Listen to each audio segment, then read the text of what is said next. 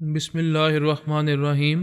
گمنام ہیروز کے معزز ناظرین، السلام علیکم۔ آئیے چلتے ہیں کہانی کی طرف۔ مکھ منتری نے جواب دیا، میں اس وقت ایک گمبھیر معاملے میں پھنسا ہوا ہوں۔ میں یہاں سیاست کرنے آیا ہوں۔ کسی کے بیٹے کی جان بچانا میرا فرض نہیں، ڈاکٹرز کا فرض ہے۔ تم ڈاکٹر سے رجوع کرو۔ منتری جی، آپ ڈاکٹرز کو تاکید کریں گے تو وہ پوری توجہ سے میرے بیٹے کا علاج کریں گے اور اس کی جان بچائیں گے۔ تم میرا وقت برباد کر رہے ہو۔ میں اس وقت میٹنگ میں ہوں، رات کے 3 بج رہے ہیں۔ تم سمجھ سکتے ہو کہ میٹنگ کتنی ضروری ہے جو اتنی رات تک جاری ہے۔ پلیز مجھے ڈسٹرب نہ کرو۔ دوسری طرف سے فون رکھ دیا گیا۔ کبریا نے جینا کی آواز میں کہا، اوم نمः شیواہ، اوم نمः شیواہ۔ پھر اس نے جینا ہی کی آواز میں کہا، تمہارا بیٹا بچ گیا ہے، اوم نمः شیواہ۔ اس نے چونک کر یہ بات سنی۔ یقین نہیں آیا کہ جس بچے کو سانپ نے ڈس لیا تھا وہ بچ گیا ہے۔ اس نے فوراً ہی فون کے ذریعے اپنی بیوی رگنی سے رابطہ کیا۔ اس سے پوچھا، میرا بیٹا کیسا ہے؟ ڈاکٹر کیا کہتے ہیں؟ آپ تو وہاں عیش کرتے رہے، آپ کو اپنی بیوی اور بچے سے کیا لینا ہے؟ بھگوان کی کرپا سے میرا بیٹا بچ گیا ہے۔ سبھی کہہ رہے تھے کہ بچنے کی امید نہیں ہے۔ ڈاکٹر بھی مایوس ہو گیا تھا، مگر پتہ نہیں کس کی مہربانی تھی۔ میں نے کسی کے ساتھ نیک کرم کیے ہوں گے، اسی لیے آج میرے بیٹے کو نئی زندگی ملی ہے۔ کبریا بھنڈاری کے دماغ میں آیا، اس کے خیالات پہلے بھی پڑھ چکا تھا، اب پھر پڑھے تو اس کی ایک کمزوری معلوم ہوئی۔ کچھ 6 برس پہلے اس نے اپنے ایک مخالف کو قتل کیا تھا۔ قتل کرتے وقت اس کی تصاویر اتار لی گئی تھیں اور ایک کیسٹ میں اس کی آواز بھی ریکارڈ کر لی گئی تھی، جن سے یہ صاف ظاہر ہوتا تھا کہ اس نے جان بوجھ کر اپنے اس مخالف کو قتل کیا تھا۔ ایک پولیس انسپکٹر نے اس کے خلاف یہ تمام ثبوت حاصل کیے تھے۔ بھنڈاری نے اسے لاکھوں روپے دے کر حاصل کرنا چاہا، لیکن اس نے انکار کر دیا اور کہا، تمہاری سیاسی پارٹی اقتدار میں آنے والی ہے۔ جب یہ حکومت بنا لے گی تو تم میری ترقی کراؤ گے اور مجھے مال کمانے کا موقع دو گے۔ بھنڈاری دولت مند تھا، سیاسی قوت رکھتا تھا، اس کے باوجود اس انسپکٹر کا کچھ نہیں بگاڑ سکتا تھا۔ اس کے برعکس وہ انسپکٹر اسے عدالت سے لے کر پھانسی کے پھندے تک پہنچا سکتا تھا۔ جب بھنڈاری کا ساتھی پٹیل ایک شعبے میں منسٹر بن گیا تو اس نے اس کے ذریعے اس انسپکٹر کی ترقی کرا دی۔ وہ انسپکٹر ہر سال 2 سال بعد ترقی کرتا ہوا اس وقت ڈپٹی کمشنر آف پولیس بن چکا تھا۔ کبریا نے بھنڈاری کے ذریعے اس ڈپٹی کمشنر کی آواز سنی اور اس کے اندر پہنچ گیا، اس کے خیالات پڑھے۔ پھر اس نے فون کے ذریعے اسے رابطہ کرنے پر مجبور کیا۔ اس نے بھنڈاری کے فون پر اس سے رابطہ کیا، ہیلو سر، آپ تو بہت بڑے لیڈر بن چکے ہیں، آپ کو اب تو سر کہنا پڑتا ہے، کیا آپ میری بات سن رہے ہیں؟ بھنڈاری نے پریشان ہو کر پوچھا، اس وقت تم نے فون کیوں کیا ہے؟ کیا تمہارے مطالبات ختم نہیں ہوں گے؟ جب تک سانس چلتی رہتی ہے ضرورتیں پیدا ہوتی ہی رہتی ہیں، لیکن یہ کو فون کرنے کا وقت ہے، رات کے 4 بج رہے ہیں۔ اسے رات کے نہیں صبح کے 4 کہتے ہیں۔ میں کیا کروں؟ میں نے ابھی سہاگن دیوی کو خواب میں دیکھا تو ایک دم سے چونک کر اٹھ بیٹھا۔ بھنڈاری نے پریشان ہو کر پوچھا، کیا تم نے خواب میں دیوی جی کو دیکھا تھا؟ ہاں، وہ مجھ سے کہہ رہی تھی کہ میں ناجائز طریقے سے اتنا مال کماتا ہوں، مجھے بھی مصیبت کے ماروں کے لیے 1 کروڑ روپے دان کرنے چاہیے۔ میں نے کہا 1 کروڑ روپے میری اوقات سے زیادہ ہیں، دیوی جی آپ کچھ کم کریں۔ اس نے کہا، ٹھیک ہے، 50 لاکھ روپے تم کہیں سے بھی بندوبست کر کے امداد کے طور پر میرے پاس پہنچا دو۔ اسی لیے میں نے آپ کو فون کیا ہے کہ آپ آج مجھے 50 لاکھ روپے نقد یا چیک دے دیں۔ وہ چیخ کر بولا، کیا تمہارا دماغ خراب ہو گیا ہے؟ میری اتنی اوقات نہیں ہے، میں اتنا دولت مند نہیں ہوں کہ ایک ہی دن میں 50 لاکھ روپے دے سکوں۔ ڈپٹی کمشنر نے کہا، دیوی جی نے کہا ہے کہ مجھ پر ایک بہت بڑی مصیبت آنے والی ہے، اگر میں 50 لاکھ روپے دان کروں گا تو وہ مصیبت ٹل جائے گی۔ میں کچھ نہیں جانتا، تم بینک کے ٹائم تک مجھے 50 لاکھ روپے ادا کر دو۔ اس نے فون بند کر دیا۔ بھنڈاری ریسیور پر چیخا، سنو میری بات سنو، فون بند نہ کرو۔ لیکن وہ فون بند ہو چکا تھا۔ اسے اپنے اندر سہاگن دیوی کی آواز سنائی دی، اوم نمः شیواہ، اوم نمः شیواہ۔ وہ خلاب میں تکنے لگا، دونوں ہاتھ جوڑ کر گڑ گڑانے لگا، سہاگن دیوی مجھے معاف کر دو، میں اچھی طرح سمجھ گیا ہوں کہ یہ سب تمہاری آتم شکتی کی وجہ سے ہوا ہے۔ ادھر مراری کے بیٹے کو سام نے ڈس لیا ہے، ادھر وہ ڈپٹی کمشنر مجھے ڈس رہا ہے۔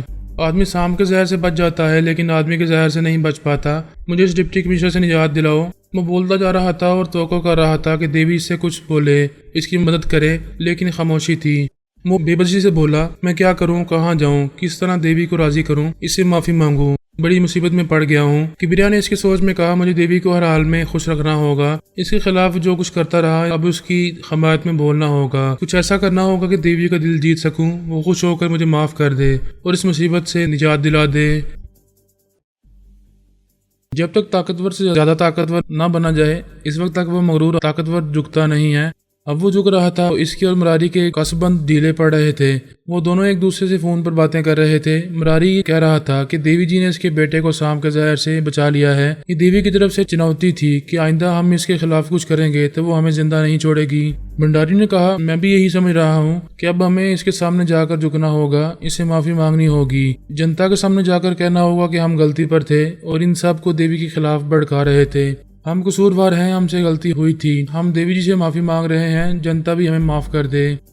دشمن جھک رہے تھے، جینا کے راستے کی مشکلات کم ہوتی جا رہی تھیں۔ وہ سہاگن کی حیثیت سے وہاں اپنا وقار، رعب اور دبدبہ قائم رکھ سکتی تھی۔ کبریا جب واپس احمد آباد پہنچا تو دن نکل چکا تھا۔ آئی جی پولیس نے کہا، آپ تمام رات کے تھکے ہوئے ہیں، مسلسل جاگ رہے ہیں، ہوٹل کے کمرے میں جا کر سو جائیں، آپ سے 4-6 گھنٹے بعد ملاقات ہوگی۔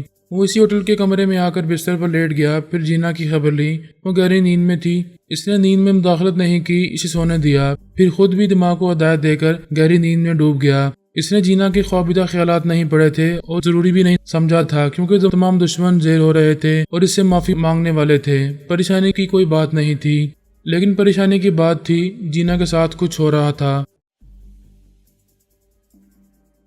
ان 6 یوگا جاننے والے افسران نے اپنی اپنی ذہانت کے مطابق بڑی حکمت عملی سے چنڈال جوگیا کو اپنا متی اور فرما بردار بنا کر رکھا تھا، ہر پہلو سے پابند کر دیا تھا، حتیٰ کہ وہ واش روم جاتا تھا تو وہاں بھی اسے خفیہ کیمروں کے ذریعے دیکھا جاتا تھا، اس کی ایک ایک بات سنی جاتی تھی۔ چنڈال جوگیا نے ایسے مضبوط شکنجے میں رہنے کے باوجود 2 یوگا جاننے والے افسران سے پیچھا چھڑا لیا تھا اور باقی رہ جانے والے 4 افسران اس پر کسی قسم کا شبہ نہیں کر رہے تھے۔ وہ اپنے معمول کے مطابق روز صبح عامل کے ذریعے اس پر تنویمی عمل کراتے تھے، اور ان کے عامل کی رپورٹ یہی ہوتی تھی کہ چنڈال بڑی آسانی سے اس کا معمول بن جایا کرتا ہے، اور جو باتیں اس کے ذہن میں نقش کر دی جاتی ہیں وہ انہی کے مطابق عمل کرتا ہے۔ وہ کسی سے کچھ شک و شبے کے بغیر ان 4 افسران کا تابع دار ہے اور تابع دار رہے گا۔ تنویمی عمل کے بعد سبھی کو یقین ہو جاتا ہے کہ معمول بننے والا اب صحیح معنوں میں تابع دار بن چکا ہے، اس پر کسی طرح کا شبہ نہیں کیا جاتا۔ وہ عامل سوچ بھی نہیں سکتا کہ جب بھی وہ چنڈال پر تنویمی عمل کرتا تھا تو ٹونی جے چنڈال کے اندر پہنچ جاتا تھا اور اسی عامل کے عمل سے متاثر نہیں ہونے دیتا تھا، یعنی چنڈال اور ٹونی جے دونوں مل کر اس عامل کو دھوکہ دیتے تھے اور اسے خوش فہمی میں مبتلا رکھتے تھے کہ روز صبح اس پر کیا جانے والا تنویمی عمل کامیاب رہتا ہے۔ اس طرح انہیں یقین ہو جاتا کہ چنڈال جوگیا ہمیشہ غلام بن کر رہا کرے گا۔ چنڈال کو 2 طرح سے کامیابیاں حاصل ہوئی تھیں، ایک تو یہ کہ وہ 2 یوگا جاننے والے افسران کو ہلاک کر چکا تھا، اور دوسری اہم کامیابی یہ تھی کہ تنویمی عمل کرنے والے سے نجات مل گئی تھی۔ وہ عامل خوش فہمی میں مبتلا رہ کر اس پر عمل کیا کرتا تھا اور ناکام رہا کرتا تھا۔ پہلے وہ ان کا پابند تھا، ان کے حکم کے بغیر خیال خوانی بھی نہیں کر سکتا تھا، اپنے بیٹے اور بیٹی کے دماغ میں بھی نہیں جا پاتا تھا، تنویمی عمل کے ذریعے سے رہنے کے باعث اپنی بیٹی تک نہیں پہنچ پاتا تھا۔ اب وہ آزاد ہو چکا تھا، خیال خوانی کی پرواز کرتا ہوا کہیں بھی پہنچ جاتا تھا۔ اسے خفیہ کیمروں سے دیکھنے والے بھی اس کی خیال خوانی کی چوری کو پکڑ نہیں سکتے تھے۔ ایسی آزادی حاصل ہوتے ہی اس نے اپنے بیٹے ہنسراج جوگیا سے رابطہ کیا تھا، اس سے کہا تھا کہ وہ دوسری صبح پھر اس کے دماغ میں آئے گا اور اسے شملہ جانے کو کہے گا۔ اس کے بعد اسے اپنی بیٹی انیتا کا خیال آیا۔ وہ اس کی خرید معلوم کرنے کے علاوہ یہ بھی جاننا چاہتا تھا کہ فرمان اس سے آزاد ہو کر رہائی پا کر اب کیا کرتا پھر رہا ہے۔ اسے یہ امید تھی کہ وہ پھر ایک بار انیتا کے ذریعے فرمان کو ٹریپ کر لے گا۔ انیتا اپنی زندگی کے ایک فیصلہ کن مرحلے سے گزر رہی تھی۔ تاش کے پتوں سے قسمت کا حال بتانے والی بیلا اوبرائے نے پیشگوئی کی تھی کہ انیتا کی زندگی مختصر رہ گئی ہے، وہ کسی بھی وقت کسی بھی دن جان سے گزر جائے گی۔ بیلا اوبرائے نے یہ پیشگوئی فرمان کے سامنے کی تھی، انیتا کو یہ بات نہیں بتائی تھی۔ اس وقت انیتا اور فرمان کے درمیان اختلافات پیدا ہو گئے تھے۔ انیتا کو یہ معلوم ہو گیا تھا کہ وہ اس کا انیل شرما نہیں ہے، یہ وہی فرمان ہے جو اسے پہلی بار ٹرین میں ملا تھا اور اب تک خود کو انیل شرما کہتا رہا تھا۔ انیتا اس بات سے ناراض نہیں تھی کہ وہ اسے دھوکہ دیتا رہا، جبکہ فرمان سمجھاتا رہا کہ دھوکہ اس نے نہیں دیا، بلکہ اس کے باپ نے یہ کہہ کر دھوکہ دیا ہے کہ انیل شرما دوسرا جنم لے کر اس کی زندگی میں آیا ہے۔ پھر اس نے جادو منتر سے فرمان کا دماغ پھیر دیا تھا۔ وہ خود کو عارضی طور پر انیل شرما سمجھ کر انیتا سے ملوث ہو گیا تھا۔ بہرحال جو بھی ہوا تھا، اب فرمان کو انیتا سے اور انیتا کو فرمان سے بے انتہا محبت ہو گئی تھی۔ وہ ایک دوسرے سے جدا نہیں ہو سکتے تھے، لیکن اب انیتا کی ضد تھی کہ فرمان سچ مچ انیل شرما بن جائے، ہندو دھرم اختیار کر لے، وہ کسی مسلمان کے ساتھ زندگی نہیں گزارے گی، اور فرمان اسے سمجھا رہا تھا کہ وہ بے جا ضد نہ کرے۔ اس نے کہا تھا کہ انیتا تمہیں یہ نہیں بولنا چاہیے کہ تم نے مندر میں جا کر مجھ سے شادی کی تھی، اس طرح تم میری دھرم پتنی ہو اور میں تمہارا مجازی خدا ہوں۔ وہ بولی، اس طرح ہم 2 کشتیوں میں سوار رہ کر زندگی نہیں گزار سکیں گے، راستے الگ الگ ہو جائیں گے، اس سے بہتر ہے کہ ہم ابھی اپنا راستہ الگ کر دیں یا دھرم بدل کر ایک ہو جائیں۔ وہ اپنا دین ایمان نہیں چھوڑ سکتا تھا۔ وہ ناراض ہو کر بیلا کے بنگلے سے باہر نکل کر گاڑی میں آ کر بیٹھ گئی تھی۔ بعد میں بیلا نے فرمان کو بتایا کہ انیتا کی زندگی مختصر ہے۔ تب فرمان کو افسوس ہوا کہ وہ خواہ مخواہ اس بیچاری کو ناراض کر رہا ہے۔ اس مختصر سی زندگی میں وہ دین دھرم کے جھگڑے سے کیا حاصل کرے گا؟ کسی طرح اس کے ساتھ سمجھوتا کرنا چاہیے۔ وہ باہر آ کر اس کے پاس آ کر گاڑی میں بیٹھ گیا۔ اسے یہ بھی بتا سکتا تھا کہ بیلا کی پیشگوئی کے مطابق اس کی زندگی مختصر سی رہ گئی ہے، وہ زیادہ جی نہیں سکے گی، لہٰذا ہمیں جھگڑا نہیں کرنا چاہیے۔ لیکن فرمان کا حوصلہ نہ ہوا کہ وہ اسے اس کی موت کی خبر سناتا۔ اس نے پیشگوئی والی بات بدل دی۔ اس سے کہا، انیتا جھگڑا نہ کرو، تمہیں پتا نہیں ہے کہ ابھی بیلا اوبرائے نے پیشگوئی کی ہے کہ میری زندگی بالکل مختصر سی رہ گئی ہے، میں کسی دن کسی وقت جہاں سے گزر سکتا ہوں۔ یہ سنتے ہی انیتا اس سے لپٹ گئی، سارے اختلافات بھول گئی۔ اسے اپنی بدبختی پر رونا چاہیے تھا، آنے والی موت سے خوفزدہ ہونا چاہیے تھا، لیکن وہ بیچاری سمجھ رہی تھی کہ فرمان بدبخت ہے اور موت اس کی طرف آ رہی ہے۔ وہ دونوں وہاں سے اپنے بنگلے میں آ گئے۔ فرمان نے کہا، پتہ نہیں زندگی کتنے دنوں کی ہے، اب ہم دونوں کو کسی بات پر جھگڑا نہیں کرنا ہے۔ وہ اس کے سینے پر سر رکھ کر بولی، کبھی تم سے جھگڑا نہیں کروں گی، تم نہیں جانتے کہ میں اندر ہی اندر اپنی ہر سانس میں تمہاری لمبی عمر کی دعا مانگ رہی ہوں۔ دوسری طرف فرمان اس کی لمبی عمر کی دعائیں مانگ رہا تھا۔ اس رات وہ بڑی دیر تک جاگتے رہے، ایک دوسرے کو بھرپور پیار دیتے رہے، پھر سو گئے۔ رات کے پچھلے پہر انیتا نے اپنے دماغ میں پرائی سوچ کی لہروں کو محسوس کرتے ہی آنکھیں کھول دیں، اٹھ کر بیٹھ گئی۔ وہ فوراً ہی سانس نہ روک سکی، اس لیے چنڈال کو مخاطب کرنے کا موقع مل گیا۔ اس نے کہا، بیٹی تمہیں اپنے پتا جی کی قسم ہے، سانس نہ روکو، میری باتیں سن لو۔ وہ خوش ہو کر بولی، پتا جی آپ ہیں، آپ زندہ ہیں، آپ کی آواز سن کر میں کتنی خوش ہو رہی ہوں، یہ میں اور میرا بھگوان جانتا ہے۔ مجھے معلوم ہوا تھا کہ ایک ہیلی کاپٹر تباہ ہو گیا تھا، اس میں آپ موجود تھے اور آپ کا بھی دیہانت ہو چکا ہے۔ بعد میں ایک بیلا اوبرائے نامی ایک لڑکی ہے جو تاش کے پتوں کے ذریعے قسمت کا حال بتاتی ہے۔ اس نے مجھے بتایا تھا کہ میں یتیم نہیں ہوئی ہوں۔ اس نے کہا، ہاں بیٹی، میرا سایہ تمہارے سر پر ہے اور رہے گا۔ یہ بتاؤ انیل کا رویہ تمہارے ساتھ کیسا ہے؟ وہ میرا انتقام تم سے تو نہیں لے رہا؟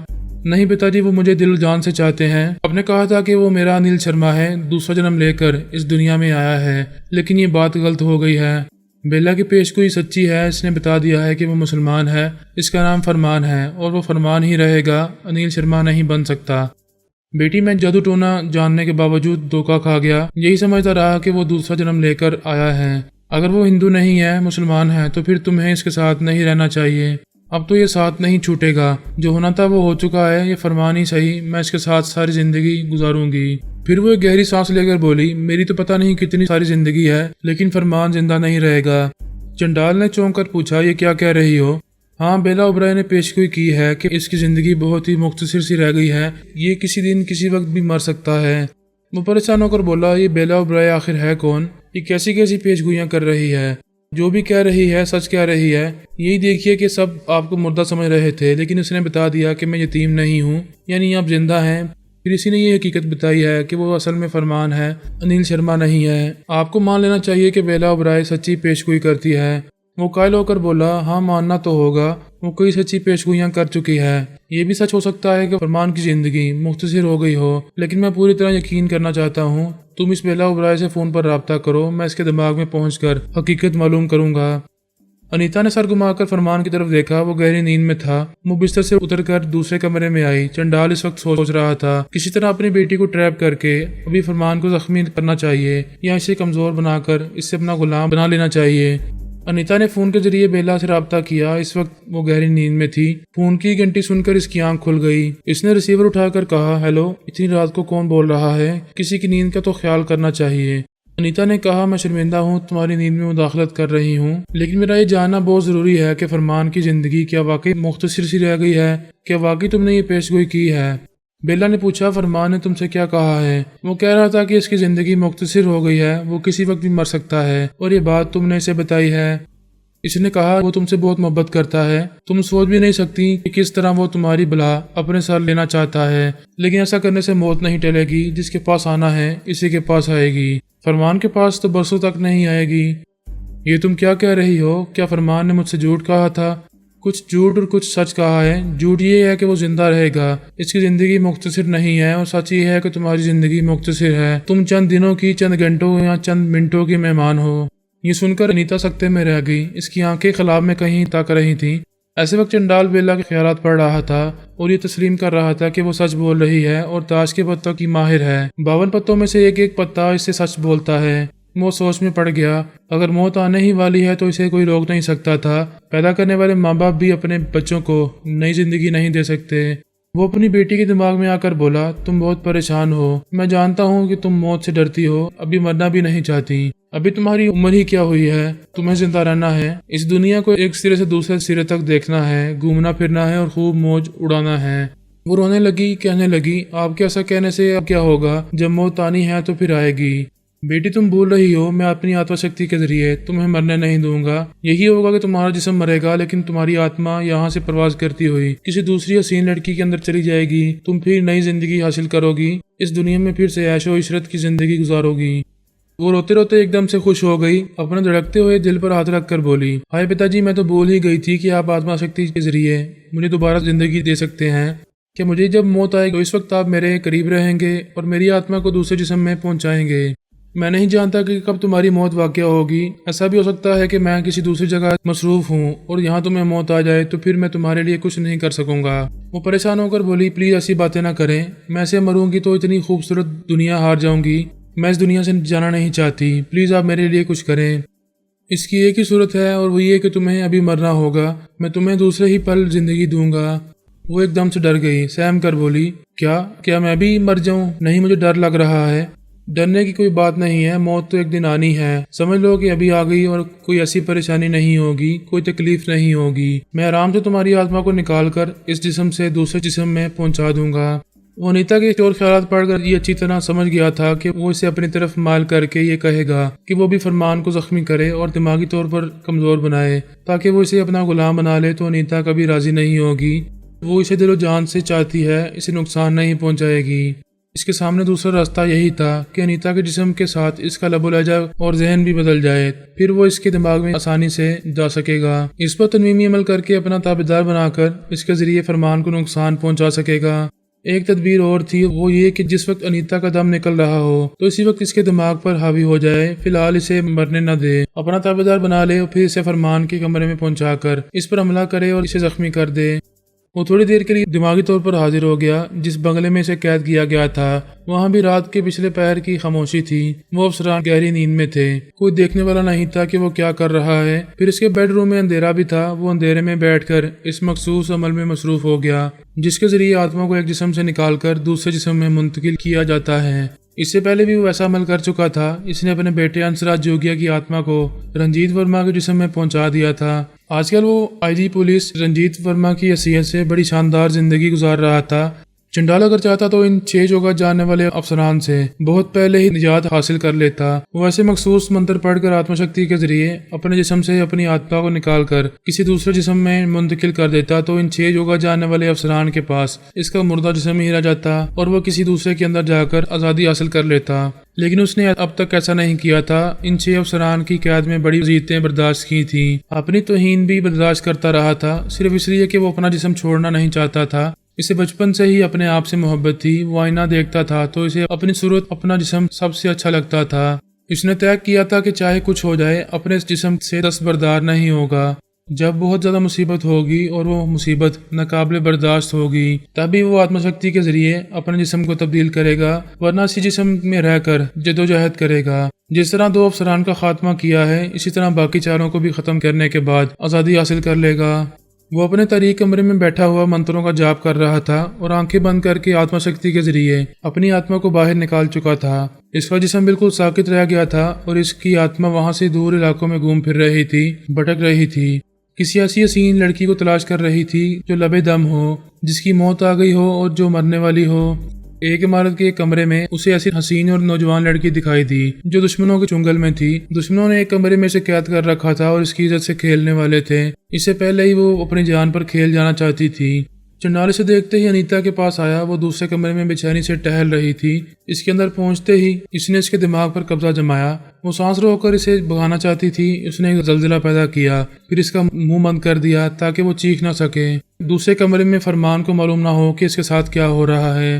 وہ زمین پر گر کر تڑپنے لگی، گہری گہری سانسیں لینے لگی۔ اس نے اسے سانس لینے نہیں دیا، جب بھی وہ سانس لینا چاہتی تھی تو اسے روک دیتا تھا، یہاں تک کہ اس نے سانس لینا چھوڑ دی۔ ایک دو منٹ گزر گئے، پورے 10 منٹ تک وہ اس کے دماغ پر قبضہ جمائے رکھا۔ وہ اتنی دیر تک سانس نہیں روک سکتی تھی، اس کا دم نکل چکا تھا، اس کی آتما اس کے جسم سے باہر نکل گئی تھی۔ وہ اس کی آتما کو لے کر اس جگہ پہنچا جہاں وہ حسین لڑکی قید تھی۔ وہ مخصوص منتر پڑھنے لگا، بیٹی کی آتما کو حکم دیتا رہا کہ اس کے اندر گھسنے کی کوشش کرے۔ آتما اس کے اندر جانا چاہتی تھی، لیکن ایک جسم میں 2 آتمائیں نہیں رہ سکتی۔ وہ لڑکی تو ویسے بھی مرنا چاہتی تھی۔ جب انیتا کی آتما اس کے اندر جانے کی کوشش کرنے لگی اور ادھر چنڈال کے منتر اس پر اثر کرنے لگے تو اس کی آتما باہر نکل آئی اور انیتا اس کے اندر سما گئی۔